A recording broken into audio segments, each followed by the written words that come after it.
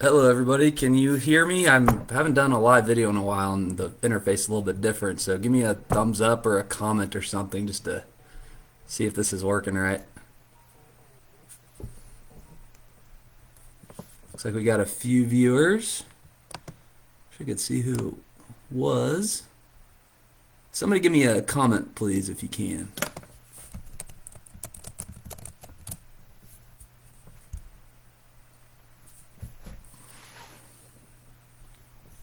There we go. Hey Taylor, I know you. All right, so a couple people are trickling in, and hopefully we, get a decent amount today. But I know it's kind of short notice. I posted this just a couple hours ago. I had some free time this afternoon, and usually I'll promote these more in advance. Thanks, Taylor. And yeah, just to get more eyeballs and stuff. So thanks for checking this out on such short notice. But I thought it's important to start talking to you guys now that the games are starting to trickle in throughout the world, throughout the U.S. Some of you are getting a chance to finally play the Ghost Betwixt. And hey, Susanna. Hey, I know you too. You and your husband Stefan or Steven, I think. So thank you so much for joining, and thank you guys for playing so much of the game so far. Hello, Niall. I hope I'm pronouncing your name right. That's awesome. In Ireland. I'm excited for it to get there too. So I'm going to talk. Before we talk about the rules discussion, I want to recap the latest Kickstarter. Stefan, right? Recap the latest Kickstarter update. Just give you guys a heads up on where we stand on a lot of stuff. And this guy right here. So, first of all, thank you. That's the first thing I want to say. Thank you to all of you, all 5 of you watching right now, and the hundreds of other people around there, the world who have purchased this game. Means the world to me to see this physically, to hear your guys' stories, guys and gals around the world playing it, asking questions, interacting, just sharing your excitement about the game. Can't tell you how much that means to me. So thank you so much for basically allowing my dreams to come true. It's amazing. So hey Dad, I see ya. Current shipping update. So in America, I think just about everybody has gotten their copies so far. So that's great. And then wave 2 for European fulfillment is underway. So it should be there, I think, either this week or definitely this coming week or definitely next week. The rest of you in Europe should start receiving your copies. So that is exciting. Again, thank you for your patience. International shipping is real interesting right now. Only have so much control over some certain things, and the game design is much more fun to me than international shipping and logistics because I have control over this. That situation was kind of interesting. Without going to too much details, a lot of the games that were supposed to go to Europe ended up coming on a boat to America. I haven't shared that with a lot of you, but that's essentially what happened. I didn't want to throw anybody under the bus in logistics, but there was a shipping error. That's why some of you in Europe got your games early, but many of you in Europe did not because those games came over to America on a boat. So they had to go back to Europe. That was a real fun discussion, let me tell you, and trying to make sure that I didn't have to cover that cost for that mistake. So the rest of you in Europe and Phase 2, again, thank you so much for your patience. You'll be getting it soon. There was a fella, I think in Germany, was his name Daniel, I think. He was asking me, will it be there before Christmas? And I think the answer is absolutely yes. We still have, 2 weeks or so, and it sounds like it should be there before Christmas for many of you. I can't make any promises, but it's looking good. Hey, Stefan. Thank you, man. It's been great talking to you and your wife, and thank you guys so much for playing through the game. You and a few others have probably played further through the game so far than anybody else, so that's really exciting to see how far you guys are, and sharing some of your stories with me. So thank you. Um, okay, so another thing we need to talk about real quick before we get into rules. And if you guys do have any questions about rules, feel free to go ahead and comment or ask those now, and then I'll start going through the list here in a minute. So the plastic pins, rivets, fasteners, whatever you want to call them, for the dials. This is for our deluxe edition backers. You got a lot of awesome goodies in those deluxe edition boxes, including your names in the game somewhere in the rule or the mission guide, or on some map tiles, on some cards. Those names have been sprinkled in, so that was a fun thing for us to do for our deluxe backers. But then, of course, you're supposed to get these additional components. One of them being the dials. Of course, the dials need the plastic fasteners to connect. So that wasn't a great update either. I had to post. They've been lost. The box of fasteners for the dials have been lost between the manufacturer and the fulfillment company. So again, I am trying my best to poke them and have them help me figure it out. They can't find it, so it's going to be on me to ultimately purchase more and then send to you all, or come up with another solution. So I'm actively looking at the best way to do that. So luckily, you don't need the dials to play the game, but again, I understand that you backed the deluxe edition for a reason, for those components, for the dials, in addition to the other stuff. Sucks you can't use them as of now, but we'll find out a way. If any of you have any ideas, like homemade solutions to get those dials together without the plastic pieces, or some sort of replacement, I'm all ears. But I'm still working actively to figure that out for you. So again, I really do apologize about that, and thanks again for your patience on that. I've been asked about Chapter 2, what the plan is there for Chapter 2. Future Kickstarter updates, or, plans, and yes. So being completely honest with you guys, so Chapter 2, it's going to be a huge undertaking. Obviously, it's going to require its own art. So that's going to be the biggest initial cost for us to proceed with Chapter 2, to get a Kickstarter page up and show you all what Chapter 2 will include. So Chapter 2, when that's coming, it just depends on the success of Chapter 1. So I do have some additional copies that I'm going to try to do my best to get into stores and onto some websites, and then sell through our own website, theghostbetwixt.com. And that will help finance the art, the components for Chapter 2. And Chapter 2 is going to be absolutely amazing. Many of you have started playing Chapter 1 or will soon, and I really hope you like it and how we've designed it. But Chapter 2 is going to be a bit different in some ways. So one major difference is Chapter 1, as some of you know at this point, it's a little bit linear. I don't use that in a negative fashion, but it is mission to mission to mission to mission. It's a bit of a linear story. It's a story I really wanted to tell from point A to point B to point C, all the way to Z, if you will. And Chapter 2 is going to be much more wide open. So you'll see what happens at the end of Chapter 1.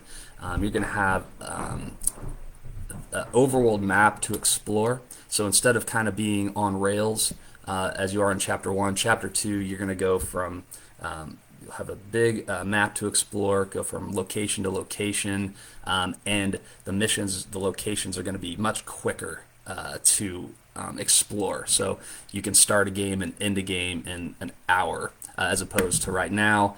For some of you, it is a little bit tough to finish an entire mission in one sitting, and I totally understand that. That's what the objective cards are for. They're kind of like checkpoints, where I think some of you have played it this way, to where you get to a certain checkpoint or a certain objective card in a mission, and then just leave the game on the table overnight and pick it up from there the next day.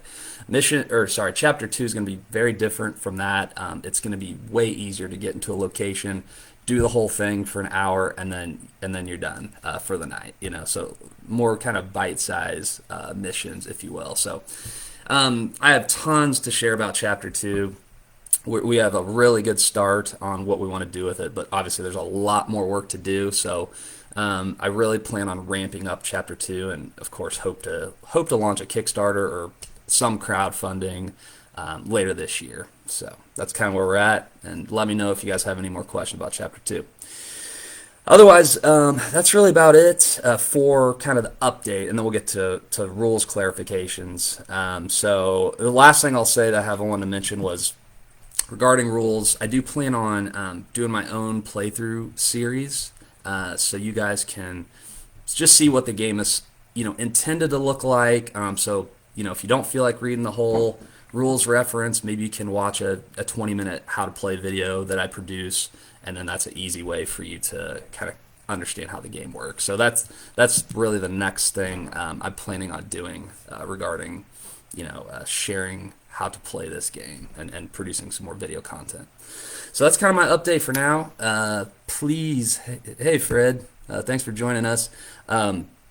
Let me know if you have any questions. Again, there's only 5 of us right now. I have a list of common questions that I've received so far, so I'll start going through that. I've answered some of these on BoardGameGeek.com. I've gotten some others since then. Just want to make this game as clear to play as possible for you. So please post any questions now if you have them. Otherwise, I'll just kind of start going through my list, and maybe some of these you already know. Probably you will, but maybe some of them are a little unclear. So before I start diving into specific rules, I just want to kind of preface this with saying, the Ghost Betwixt is this by now, it is a dungeon crawler. So that's obvious news, but with that comes, how do I put this? There's just certain common rules, common mechanics found in dungeon crawlers. So while I have been influenced by a lot of other dungeon crawlers when making this game, but it is in a lot of ways built from the ground up. So what I mean by that is, if you've never played a dungeon crawler before, and this is your first dungeon crawler game, I can see how the rules can be a little bit tough to grasp at first.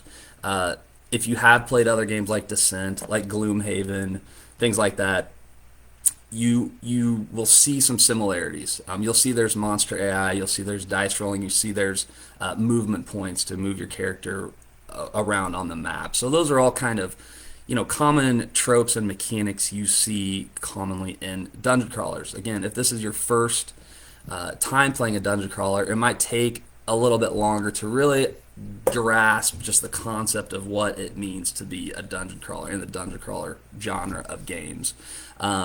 So I think back to the first time I played a dungeon crawler is a really kind of interesting experience. I just started getting into board games. It was 9 o'clock at night, I think. I bought Descent, second edition, took it over to my friend Tyler's house, and we thought that we would just sit down, read the rulebook in 20 minutes, and just get going. And I think we were up till 1 in the morning before we actually started playing the game.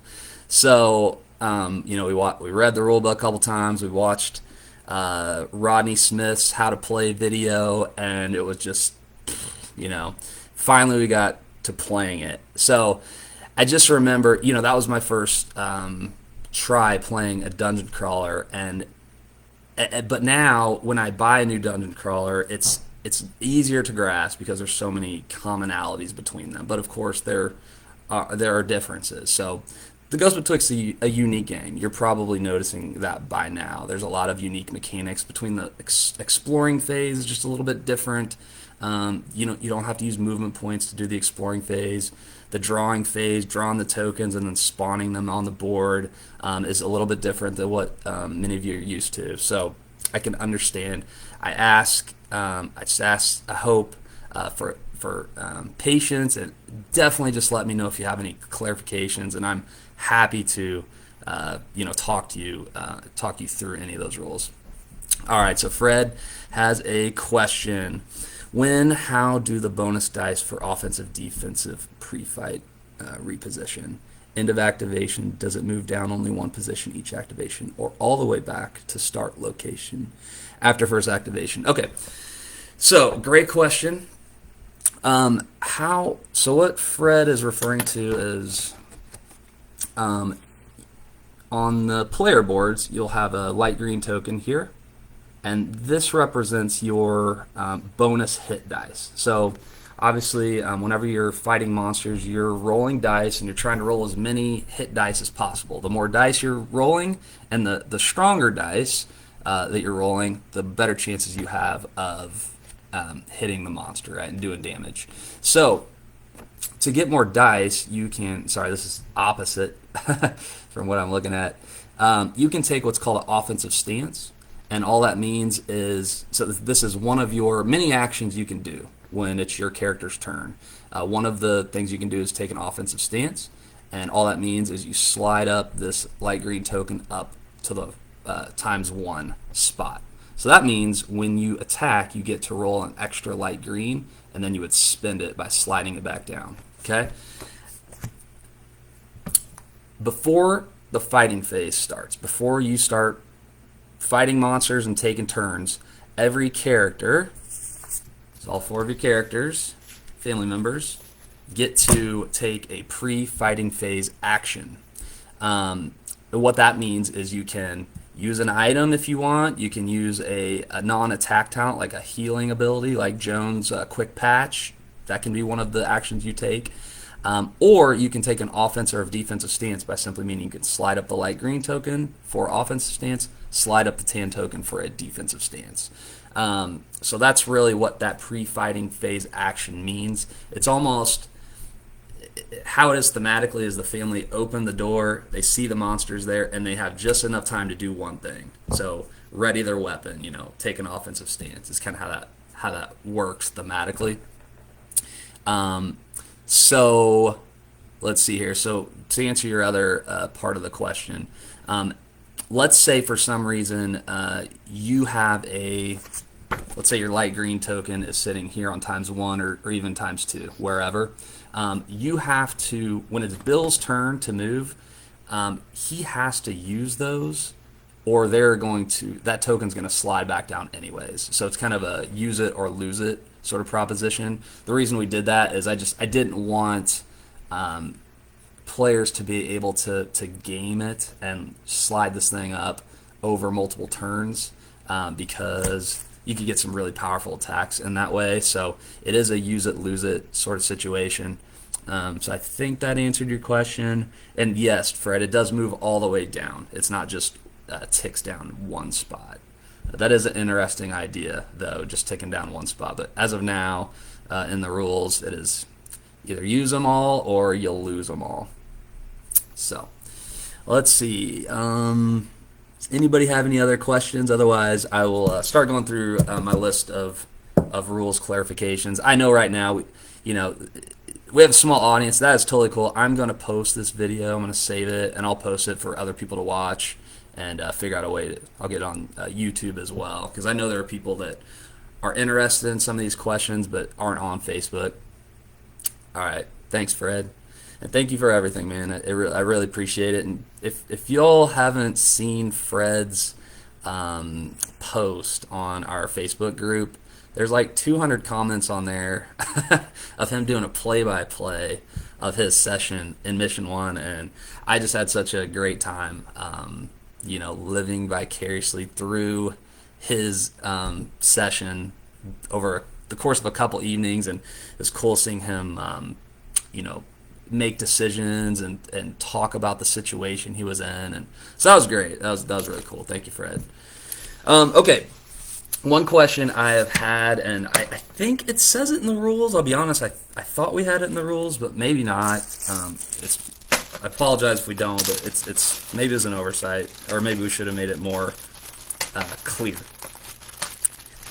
What does LG token mean, or LG die mean? Light green. What does G die mean? Green.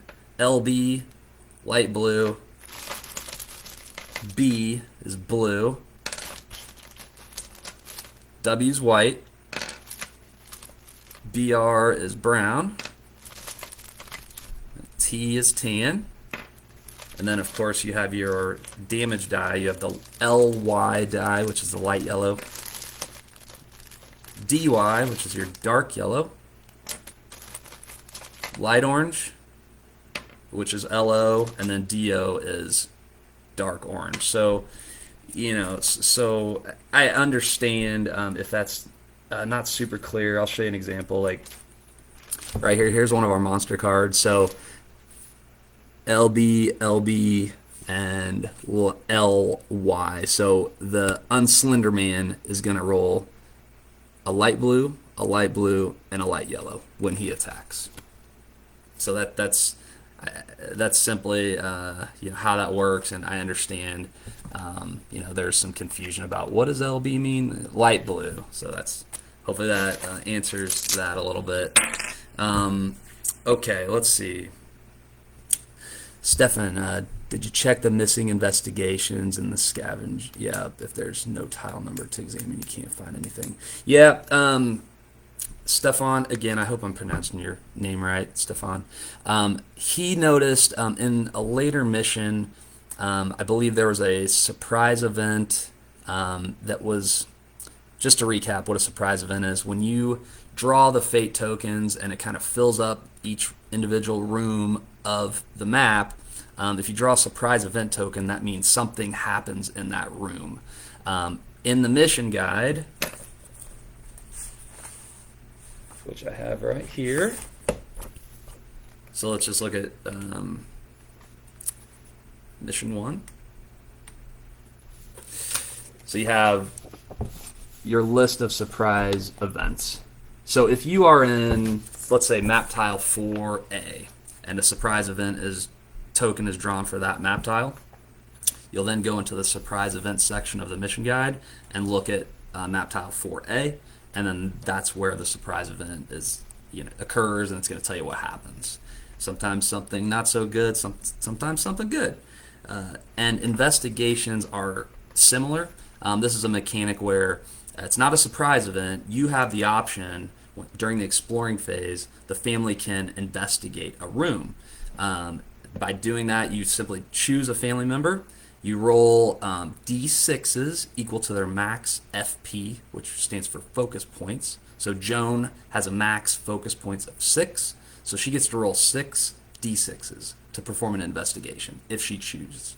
And then that would cost Joan 1 focus point to investigate the room. And it's very similar to surprise event where you find the map tile you're in that you're investigating, and you find the entry here.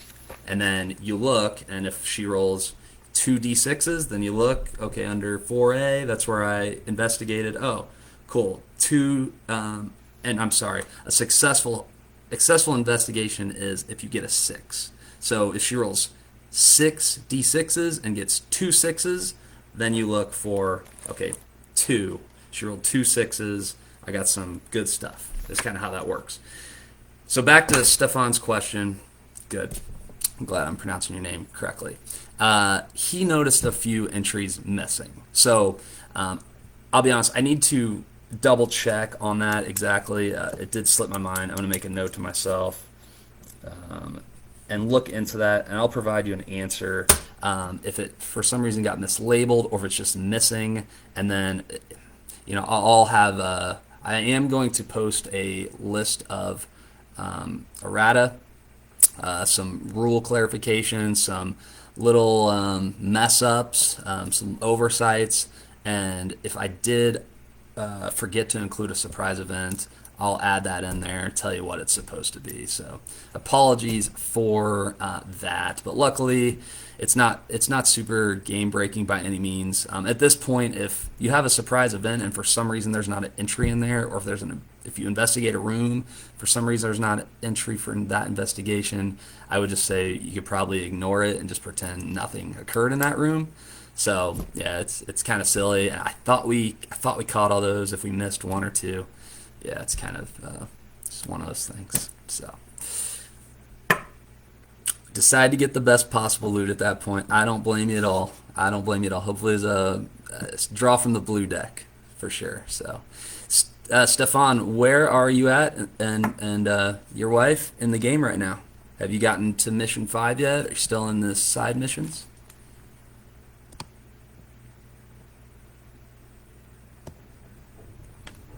And as I wait for Stefan to respond, I'll move on to, let's see. Yeah, pre-fighting phase was a question that came up. Hope that makes sense. Let's see here.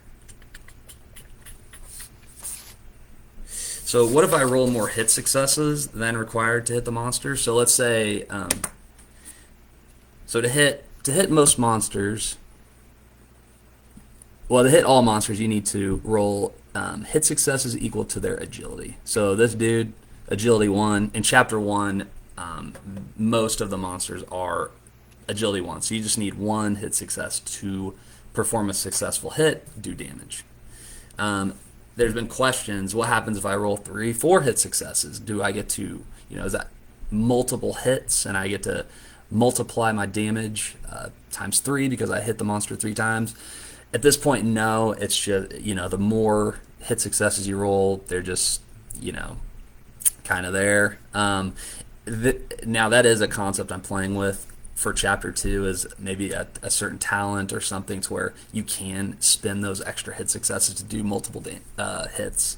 But at this point, it's just, you just need to hit that minimum agility on the monster card. You hit them, and then the rest of the hits are kind of wasted. All right. Let me know if you guys have any other questions. And just to recap, I'm going to try to do this at least once a week. So, again, this was kind of a short notice. I had some time open up this afternoon, so I anticipated a fairly small audience, which is totally cool. And I appreciate those of you who did join us. But we'll do this more often on, probably weekday evenings and stuff. I think most people, usually including my family, is super busy on Saturdays, so I understand why not many people could probably join us on short notice. So here's a question. Are bonus light green dice added to attack talents, so such as Maddox's Bottle Rocket attack? So for example, let's say Maddox has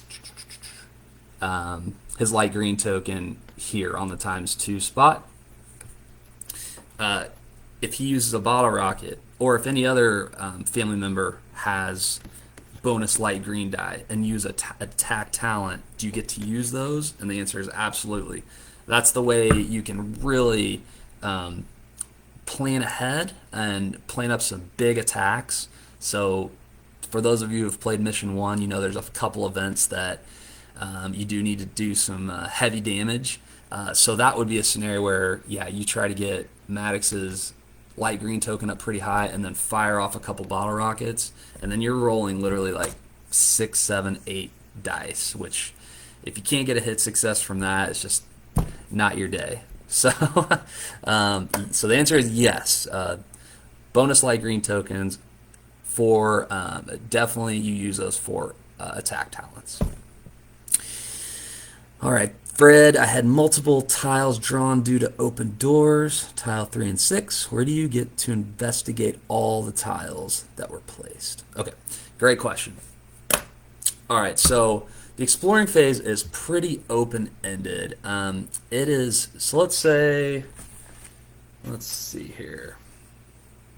See how I can do this. It'd be easier if I could point the computer down on the table and show you what's going on, but let's just pretend your map looks like this. And then the families in the bathroom, they start here. And let's say this is all open, there's no doorway in between, and you're in the exploring phase. And then let's say there's a door here. So to go through with the next step of Mission 1 and start exploring further into Mission 1, you would need to end your exploring phase next to the door. And then that's going to initiate the drawing phase, right? And then the map's going to build here. But during the exploring phase, like we've talked about a little bit, you can do what's called an investigation. We talked about that. So let's say the family's here in this map tile. They can investigate here. Okay, so rolling those d6s we talked about a minute ago. And then still within the same exploring phase, you can then just pick up the 4 family members and then just place them in here. and then you can do an investigation in here as well. All right, so you investigate here and then here in the same exploring phase, and then you would put at least one family member by the door, the door standee that's sitting here, and then that's going to initiate the drawing phase, and then the spawning phase, and then the fighting phase, and then your mission will continue. Does that make sense, Fred? Hopefully. And yes, the bottle rockets are pretty awesome. I'm really excited. Stefan and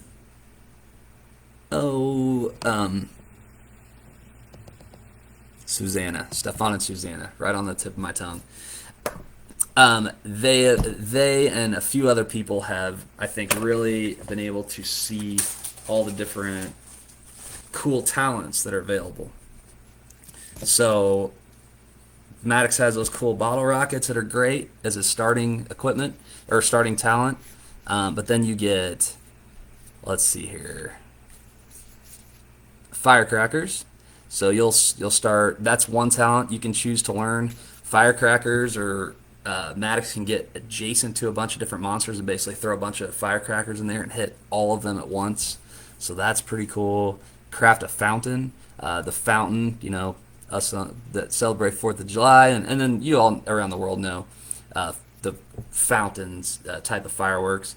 That actually does fire damage, and it heals another family member because it's such a pretty display and allows everybody to kind of just look and enjoy the fireworks and watch the monsters light on fire. So they get a little bit of a benefit from that too. So anyways, yeah, the talents that you'll learn as you go through the game they're pretty fun. That's really when a lot of the strategy starts coming to the forefront, which you'll see is you have more and more decisions to make. Do I use the bottle rockets? Do I use the firecrackers, the fountain? You'll have all those, and that's just Maddox. So each family member has a bunch of different type of talents that they can learn. Okay, Tiny Fred, you don't add Maddox's accuracy dice to bottle rockets, correct? Yeah, let me be clear on that one. Yes. Okay, so this honestly probably is a clarification we need to make in future print runs. So I'm glad you brought that up. This is a Craftable Bottle Rocket talent for Maddox, and when he launches and this is the level 2 card, so this looks a little bit different than the starting one, but you get to roll try to get that close. You get to roll those hit die. So the light blue, green, green. Under one of the greens it says base. That is meant to represent and just remind you that includes Maddox's base green. What I should have done is put base under that dark yellow die as well for clarification. So no, you don't get to roll 2 dark yellow damage die. That would be a lot. So yeah, we should have put base under the dark yellow damage die to make it clear that is just like the green hit die. Does that make sense, Fred?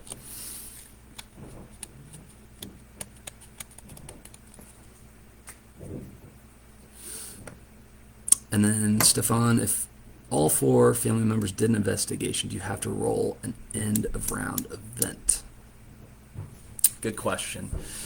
So during an investigation, only one family member is supposed to be able to investigate. I hope that was clear in the rules, but yeah, so if the 4 family members are in this bathroom, you choose one to investigate, and then that bathroom has been investigated and there's nothing else. So you should move on from there. And then to answer your question about the end of round event, the end of round event only occurs during the fighting phase. So that's the only time turns are really a thing, is during the fighting phase, where you go through the activations of each family member. And then once each family member has activated and each monster has activated, that's the end of the round, and then that's when the end of the round event will occur. If that makes sense. All right. So we'll do a couple more of these. Let me know if there's any other questions, anything. It doesn't have to just be about the rules. If you have any questions about anything else regarding the game, myself, anything, let me know. Let me go through this list, see if there's anything else I want to talk about. Okay, so one common question is, what happens when you don't draw enough doors? Okay, so let's see here. All right, so let's say it's kind of hard to explain, I guess, in this format, but if you, let's see here, if you're here and you reveal map tile 1A as the next room, okay, then you draw your 3 fate tokens and there's no door, that means the drawing phase will extend one more room this way. So that's what doors are for. The door tokens is if you draw a door, you pop it here, and then that kind of ends the drawing phase. And then if there are monsters and stuff spawned here, then you go through the fighting phase. Okay? If you don't draw a door token to basically close off this doorway, then that drawing phase is going to extend one more room further downstream, and you're going to repeat that process again. So you're going to draw one more map token from your stack. Let's say that's 2A, the hallway. You're going to place that here. Then you're going to draw 3 more fate tokens for the hallway. So then you'll essentially have 6 fate tokens between the bathroom and the hallway to resolve. So if you do have 2 monsters here and 2 monster tokens for here, 1 monster token in here, you're going to resolve all of them, and then you're going to have a big fight, between this map tile, the bathroom, and the hallway. And that's a lot of times that's when the game really gets pretty dramatic, pretty dynamic, I'll call it, especially if you have like multiple rooms, because that can happen too. Let's say you're going the opposite way. You start in the bathroom and you draw the library. And let's say you don't have any door tokens here that you drew.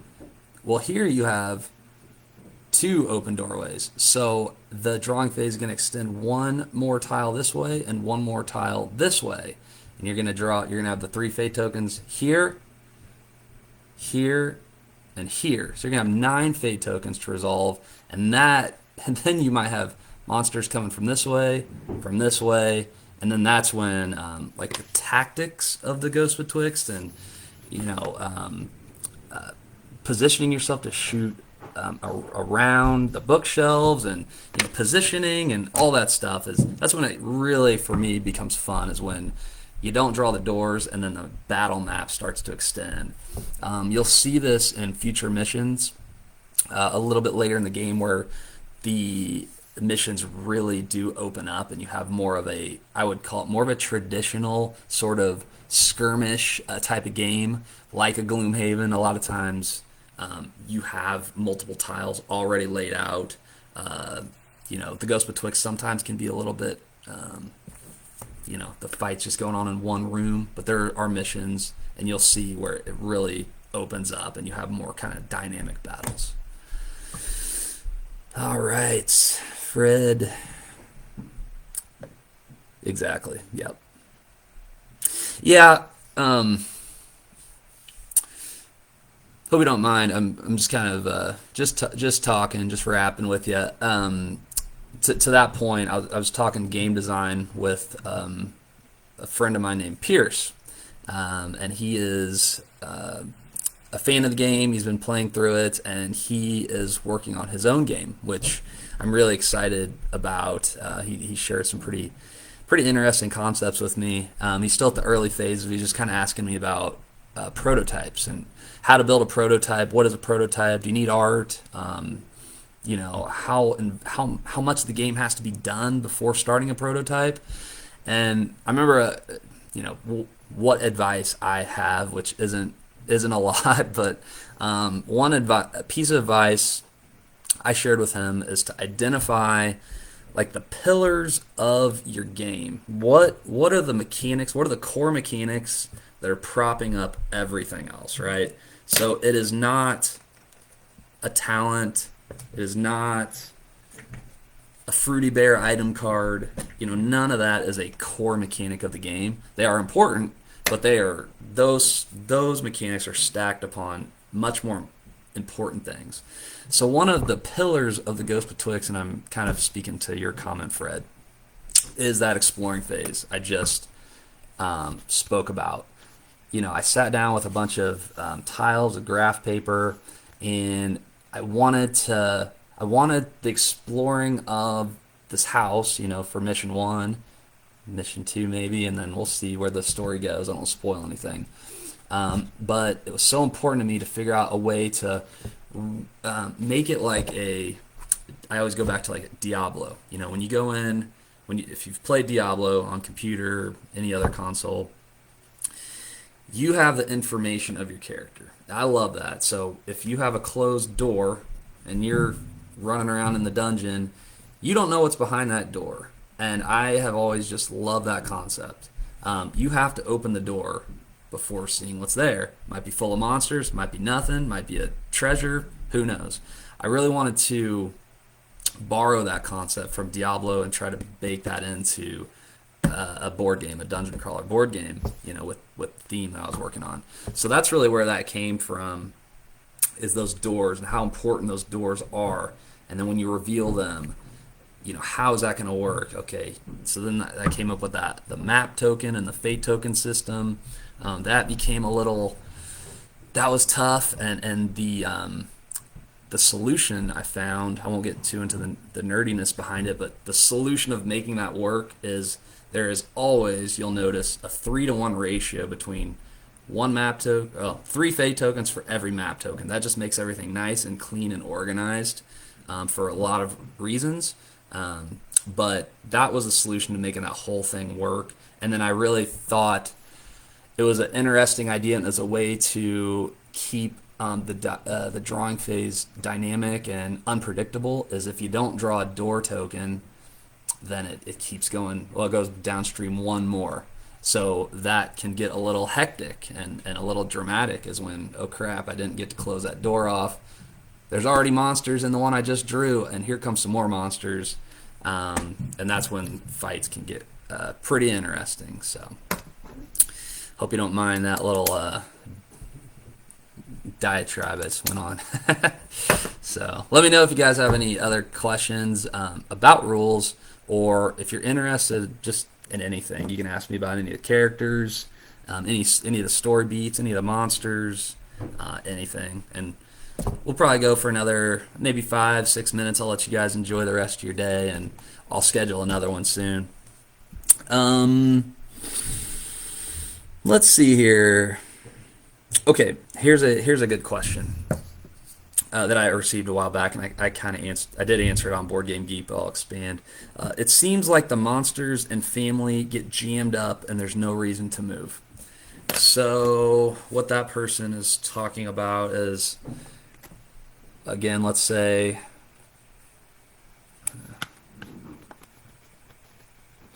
our family is here in the bathroom, and they just drew this library, and then some monsters spawn in here. What they're referring to is, why should the family move? Why can't they just stand here and let the monsters come to them? So instead of using actions to move into this room, why not just sit back, let the monsters come to us, attack them, fight them off, do offensive stances, so on and so forth. So personally, I wonder if this question comes from an overlook of a monster ability. So this is really interesting topic for me, because that was a problem earlier in the game design, because that would happen a lot. And I'd be like, well, there is no reason to move. I can just sit here and let the monsters come to me. It's more efficient. It's a better strategy. So that's why a lot of monsters have, at the bottom, you can see hit and run. The hit and run ability. Hit and run means, if I had a ferret, I got a ferret to show you. Here we go. Okay. I got to do this opposite. All right, so the ferret has 5 speed. Okay, so let's say the ferret is here, and it wants to attack Bill because it has Bill's target token, and Bill's standing right there in the bathroom. So what that hit and run ability means is the ferret's going to go 1, 2, spend 2 movement points. Let's say Bill is right there. It's going to attack Bill, and then with its remaining movement points, so he has 3 left, the ferret then gets to retreat. So it will retreat as far away from Bill as it can with those remaining 3 movement points. So that's what the hit and run ability is. And a lot of the monsters have that. And it's for that very reason. So things don't get clogged up here. It's just mindless dice chucking. There's no reason to move. So in that scenario, Bill would then, if he wants to retaliate against that ferret, Bill would need to run that ferret down and whack him with a golf club or something, because he couldn't just stand there and take the punishment, without attacking. If he wants to attack, he's going to have to move. Now, that can happen sometimes with ranged characters. That's why these obstacles are so important with the red lines around them, because we wanted to do that because, again, line of sight is a big deal in this game. I know for some of you, the line of sight, not your favorite mechanic in the world, but the reason behind that is because if Maddox, has a squirt gun, and if there was no line of sight to worry about, he could just sit there and you could just roll dice and not really have to think about positioning. So the Ghost Betwixt, and I find it a lot of games like this, Imperial Assault is one of my favorite games for sure. What is great about those games is when there's action going on across the map. You have a little fight going on over here, like Avalanche trying to run down a guard dog, and Bill and Joan are down here teaming up on the rolling pin lady. That's when it gets really fun, is when you start to develop little emerging stories that are going on within combat. So the hit and run ability is such a key part of making that happen. So let's see if there's anything else to talk about. Okay, a couple really good. These are quick. So it's kind of the same concept. I've been asked. I think Fred, you might have asked me when you're drawing from the drop deck. I have the drop deck. Well, I don't know what I did with it. So the drop deck is after every fighting phase, you'll get to draw at least 1 card from the drop deck. Okay? And that represents what you found on the battlefield. So if you have a fixed event, like if one of the objective cards says some monsters spawned, you'll get to draw at least once from the drop deck after defeating those monsters. If you do a fighting phase from monster tokens, so let's say there are 3 monster tokens that you've spawned those monsters, you fought them, and then you're done with the fighting phase, you'll get to draw 3 times from the drop deck. Okay, so I hope that makes sense. Now the question is, when you draw those 3 cards from the drop deck, one might say you found $4, one might say draw once from the item deck, one might say you found some candy, gain 3 hit points.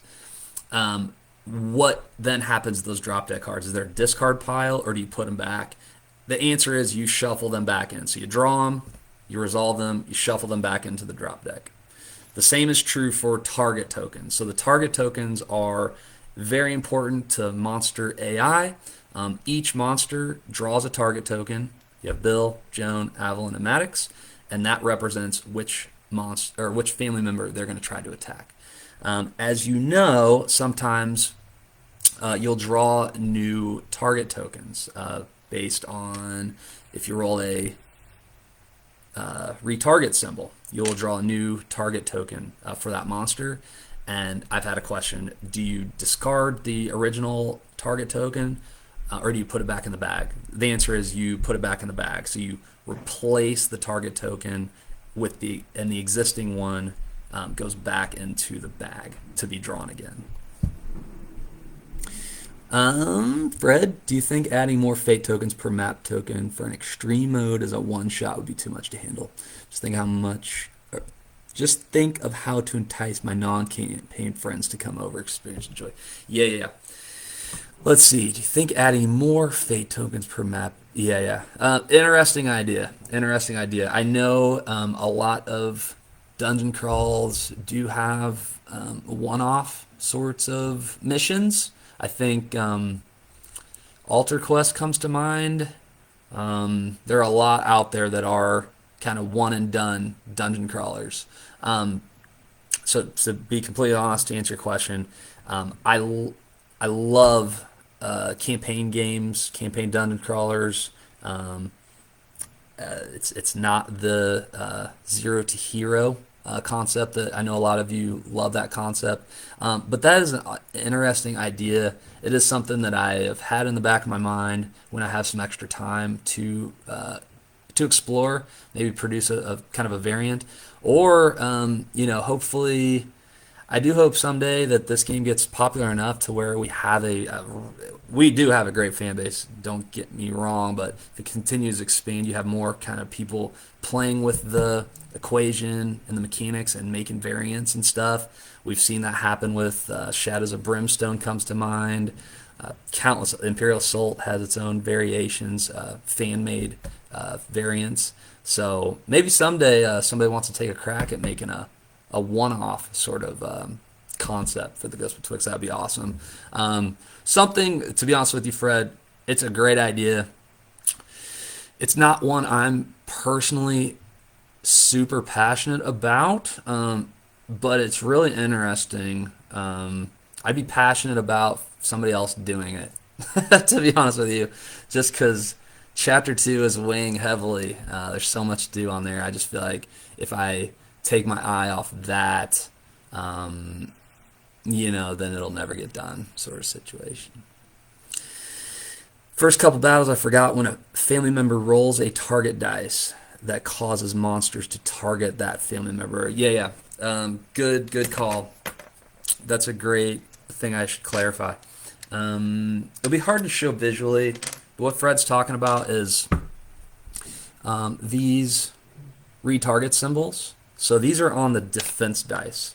Defense dice are the white, tan, and brown dice. And each of these have one face has the retarget symbol. So how these work, like I mentioned a minute ago, each monster has a target token. Do I have any laying around? I did not come prepared. I have them. They're just in bags somewhere. Here we go. Here we go. Okay. Just to make sure we're on the same page. Okay. So each monster will have a target token. Let's say there's two unslendermen,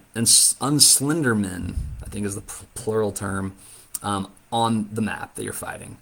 As probably most of you know now, you represent each unslender man around his card. So Unslender Man 1 is represented here. So you would have his hit point tokens here and his target token. So Unslender Man 1 would be targeting Avalon because he has her target token.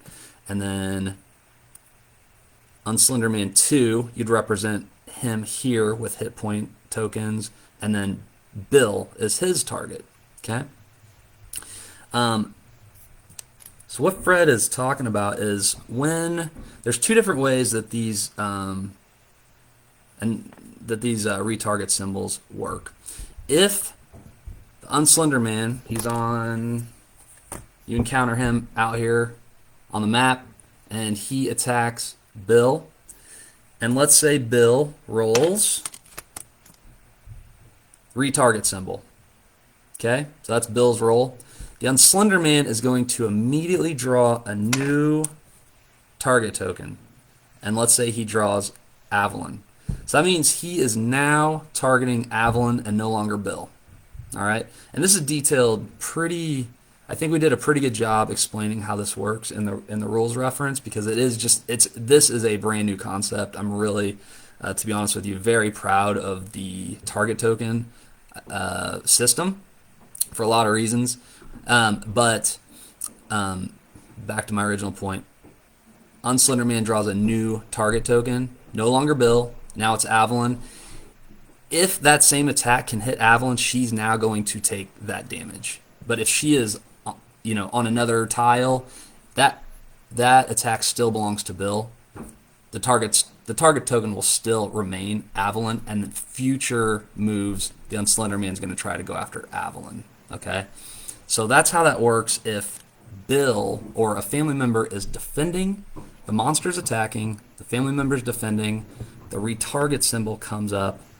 You simply immediately draw a new target token for the monster and then kind of go from there. Okay? Now, what happens if Bill is attacking the Unslenderman and the Unslenderman rolls the retarget symbol?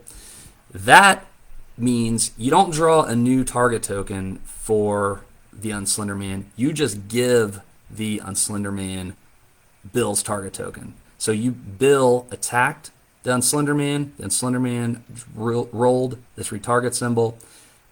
Bill basically got his attention. So if that Unslenderman has Avalon as his target token, you're going to immediately replace Avalon's. You're just going to find a Bill target token and replace Avalon's with Bill's, because that attack from Bill drew the Unslenderman's attention. It's how that works thematically. It's not unlike World of Warcraft, where if any of you play that or another kind of MMORPG where monster is focused on one of your friends' characters, and you go over and bash the monster and you draw aggro. It's kind of similar. So Bill goes over there and whacks the Unslenderman. Unslenderman rolls the retarget. Bill just got aggro. I hope that makes sense. That's how it works thematically and mechanically. And let's see if I can find it real quick.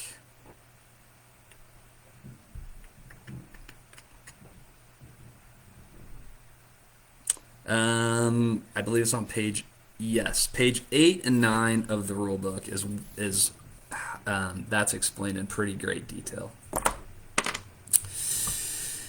Any other questions? I can't believe I've been talking for almost an hour. I didn't think I was going to have much to say, but apparently I do. So let me know if you have anything else. We'll just go for another 2 minutes, and otherwise we'll leave it at that, and we'll do this again real soon. Okay, here's a good one. Can a hit die's weapon effects still be used even if the attack doesn't hit the monster? So Rusty Trusty Hammer, you have your weapon effects, or your abilities of that hammer. If you roll the diamonds, then you can spend the diamonds, or the weapon effects is what they're called, on those abilities. The question is, even if I don't roll a hit success, so let's say you just rolled the diamond, but no hit successes, so you didn't hit the monster, can you still use the diamond for those? The answer is no. You unfortunately do have to hit the monster to also use those. So there's other games. Shadows of Brimstone comes to mind, that uses a 2-hit system. So it's your 2-hit roll. If I'm not mistaken, in that game too, you have to hit the monster for damage to occur. So the hit successes and that system is how we decided to do the 2-hit roll, rather than a lot of other dungeon crawlers. I think Descent is like this. It's been a little while since I've played Descent. I think Descent's like this. You roll that, and that would mean 3 damage. There's no 2-hit rolls. It's just, oh cool, I got 3 hits, 3 damage, apply results of the weapon and this and that. And the Ghost Betwixt, you gotta hit before your attack damage comes into play and before you can use your weapon abilities. So I think that's about it for now, everybody. let's see. Bill's got one more. When does Bill get back his talent card from the FM he gave it to? And when does the 2 charge get added back? Great question. Bill's referring to Bill's starting talent called Overprotective.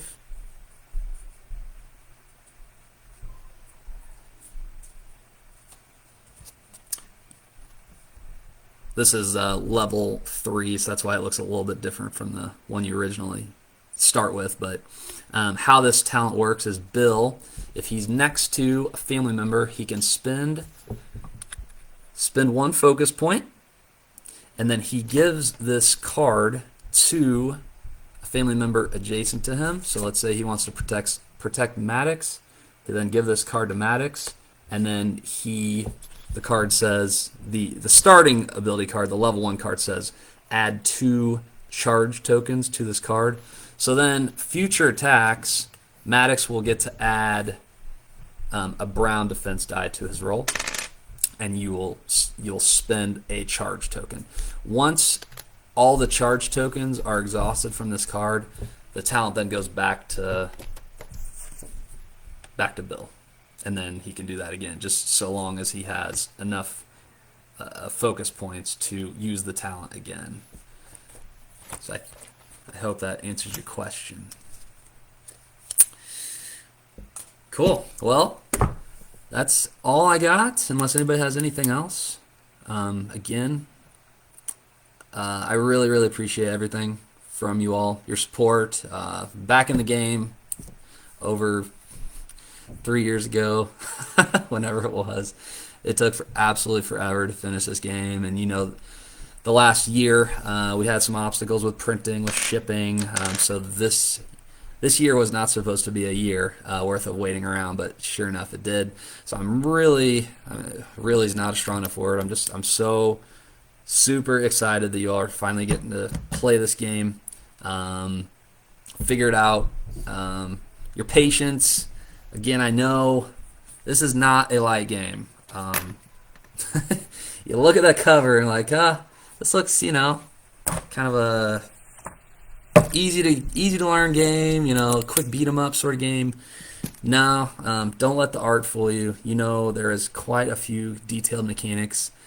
So just your effort in learning the game, super appreciative. I hope it's fun. I hope you're enjoying it. I know once you start to learn the rules, it'll become second nature, and that's why I'm here, is to answer any of your questions and make getting the Ghost Betwixt your table as easy as possible. So I know once it all starts to click, I know with a lot of you it has, definitely. Our friends in Germany, a lot of folks out there have had some time to let the rules sink in. A lot of us in the U.S. that have started to receive the games, still starting to learn the rules, right? So if anything comes up, let me know. We'll do this again probably at least once a week, and just check in with all of you. Yep, thank you, Fred. Thank you, Stefan. Just amazing. Amazing to get to talk to you all. I've said it a million times. As much of a thrill as this whole experience has been, and to see this on my table now, and to see people playing it, it's all amazing. But the opportunity to talk to you, to meet you folks who I otherwise never ever would have, interacted with probably ever in my life. This is the best part about it by far. So I've got to meet so many people, 99% of you over Facebook. I hope to meet you all in person someday. We'll be going to conventions starting in 2022. That's a huge plan. Hope to really interact with you all in person. But regardless, at least just interacting with you over on Facebook and stuff has been the best part of this entire thing. So thank you all. Thank you, Matthew. And yeah, so I'll quit blabbering. Enjoy, for those in the U.S., enjoy the rest of your Saturday afternoon over in Europe, and our friends in Germany, have a great evening. We'll talk to you soon. I'll post this on Facebook page for you all to review if you want to watch it again, or for those who didn't have an opportunity to join us. And again, I'll set something up with a lot more time, a lot more notice, so we can have a bigger audience and ask more questions. So that's it. Have a great day, great evening. Thanks so much. We'll talk to you soon.